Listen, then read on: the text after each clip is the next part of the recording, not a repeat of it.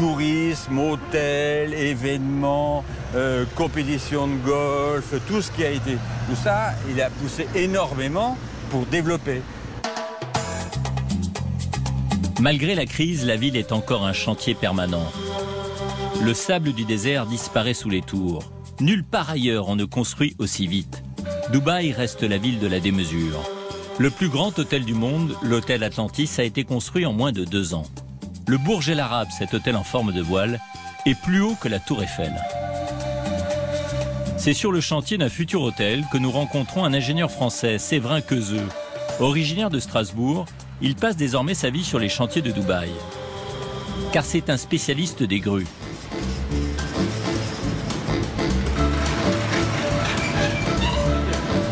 Hello.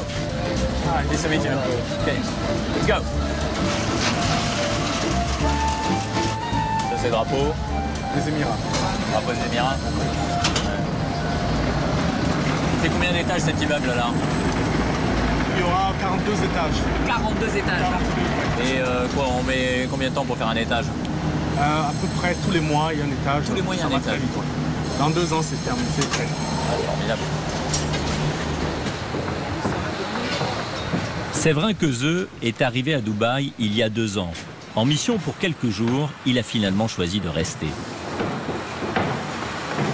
Car cet informaticien est fasciné depuis toujours par les grues. Et l'Émirat est bel et bien leur royaume. Quelle est votre première expérience de Dubaï? J'ai fait une visite de Dubaï pendant 2-3 heures avec un client et pendant 2-3 heures, j'ai vu plus de grues que j'en ai vu en 15 ans. C'était complètement effroyable. C'était un chantier, la ville était un chantier grandeur nature. C'était en quelle année? 2007, fin 2006, début 2007. Et il y avait combien de grues à l'époque? À l'époque, on était déjà aux alentours de 15-20 000 grues déjà. Contre 6 000 aujourd'hui en activité en France, hein, c'est ça? Oui, tout à fait. Et aujourd'hui, sur Dubaï, nous avons à peu près 30 000 grues actuellement dans les Émirats. 30 000 actuellement. On peut monter là-haut? Vous m'expliquez un peu mieux ce qui se passe? Oui, bien sûr, bien sûr. On y va. Avec plaisir.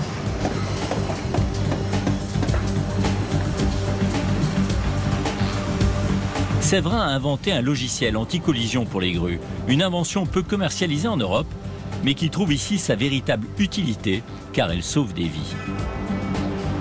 Voilà. Ouais, d'accord. C'est magnifique ici. C'est tout le mérite du logiciel que vous avez mis au point.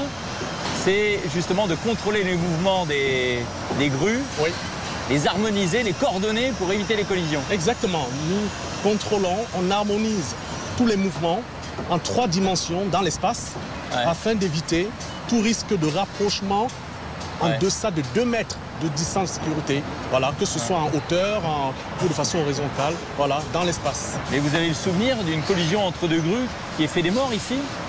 Oui, bien sûr. Alors là, on est en train de tourner là. Hein. Pas de risque de collision? Ben là, le système sécurise tout.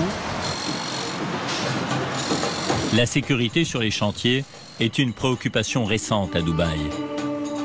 Les salaires et les conditions de travail ont été longtemps laissés à l'appréciation du promoteur. On a même parlé d'esclavage. Sensible à son image, l'Émirat a renforcé son code du travail. Mais on construit toujours ici en des temps records. Ce qui change ici, c'est le rythme de la construction. C'est très accéléré. Ouais. Très accéléré, 24 heures sur 24. C'est-à-dire que sur un chantier comme celui-ci, il y a 3 fois plus d'ouvriers qu'en Europe, non, c'est ça? Oui, c'est ça, oui. Nous avons à peu près 3-4 heures plus d'ouvriers. Et surtout, on y travaille en 3-8 permanence, de façon permanente. En 3-8. En 3-8. On travaille la nuit ici sur La ce nuit, chantier. bien sûr, 24 heures sur 24, sans interruption. Ils sont recrutés où? Là-bas, en Inde? Oui. Il y a des recruteurs qui vont là-bas et qui... Lorsqu'ils viennent, ils ont des visas d'entrée en règle. Il n'y a pas de travailleurs clandestins? Ah non, dans les Émirats, c'est quelque chose de totalement d'impossible ici, puisque tout le monde a un C'est visa de filtré travail. à l'aéroport, il faut avoir une autorisation de travail. Oui, totalement. D'accord. Les immigrés représentent 90% des ouvriers sur les chantiers. Ils viennent d'Asie pour la plupart. Hello. Hello. Where are you from? Where are you from? Where are you coming from? Where do you come India? from? India. India. Yeah. How long have you been here in Dubai? Dubai, When did you arrive? 30 years. How much? Only 2,500. 2,500. Ah. I'm not happy. Ça fait 500. 500. This really not happy. Ah, you're not happy with this weight. Not happy. Ah. Too much experience. I'm not happy. Very much experience you have. 30 years. I am not happy. 30 years here. Yes, I You're am not happy. And all those guys? Hello? Hi. Indians? Pakistanis? Bangladesh. Bangladesh. Ah, Bengali. Ah, ok. Le boom immobilier de Dubaï doit beaucoup à ces travailleurs immigrés. Même si quelques milliers d'entre eux sont rentrés chez eux en raison de la crise, ils forment encore près des 3/4 de la population de l'Émirat. Séverin, lui, n'est pas prêt de repartir. Il lui reste à sécuriser plus de 90% des grues de Dubaï. Pour le convaincre de rester, l'Émirat lui a offert un bout de paradis. Il vit sur la mer, dans une île artificielle qui porte bien son nom, de Palme. Encore un projet fou, devenu réalité. C'est la première des palmes hein, en partant de la côte. Hein. Oui, c'est la toute première, la A. Donc une des plus courtes. La plus courte, elle fait environ 1 km de long. Et alors vous avez acheté une de ces maisons? Oui, elle m'a été plus précisément offerte par mes partenaires qui m'ont invité gracieusement dans ce pays afin d'utiliser ma technologie Navigator pour sécuriser les grues de ce Mais donc vous êtes propriétaire, locataire? Comment ça se passe? Ah oui, d'accord. Mais vous profitez vraiment de... Enfin, la mer, c'est un canal, en fait. Hein. Vous en profitez vraiment? Vous vivez sur l'eau un peu? Ah oui, ici, on s'y baigne fréquemment. On va visiter des amis en kayak, notamment. Ah bon? On est kayak, tout à fait. On vit pas mal sur l'eau aussi. C'est assez intéressant. Et ça, c'est votre maison, hein, c'est ça? Oui, c'est chez moi, oui. Ah, j'aperçois votre petite famille, là, sur le balcon. Bienvenue. Bonjour. Bonjour les filles, bonjour Cathy, comment allez-vous? Bonjour, très bien, merci. Comment vous définiriez cette ville de Dubaï? C'est une ville qui, en fait, je pense que c'est comme un peu dans un rêve. Ils ont pris c'est des gens qui ont effectivement donc eu beaucoup d'argent donc par le pétrole notamment.